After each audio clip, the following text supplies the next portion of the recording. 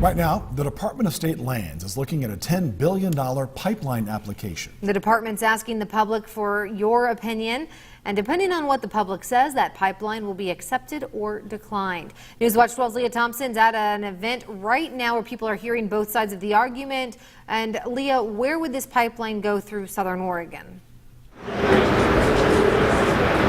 This pipeline would go underground Coos, Douglas, Jackson, and Klamath counties. This is a natural gas pipeline, and if I move out of the way, this door is to get inside of the meeting with the Department of State Lands. There's about 650 people inside the meeting right now. It's so packed, I can't go inside with a camera. But before this meeting started, there was a rally outside the expo, and there I spoke to people who oppose this pipeline. And the biggest reason they told me they oppose it is because they don't want the waterways in southern Oregon to be contaminated. I spoke to Allie Rosenbluth, the campaign director at Road Climate. She tells me tonight's discussion with the Department of State Lands is all about the application Jordan Cove needs to build the pipeline. If it gets approved, they can start.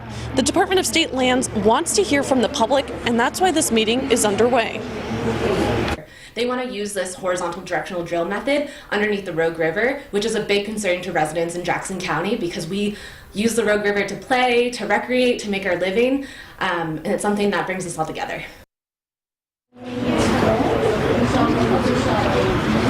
This afternoon, I also spoke to Jordan Cove about why they think the pipeline is beneficial for Oregon. I was told that this pipeline would add 6,000 construction jobs just to build the pipeline, and once it's completed, full-time and part-time jobs will be needed.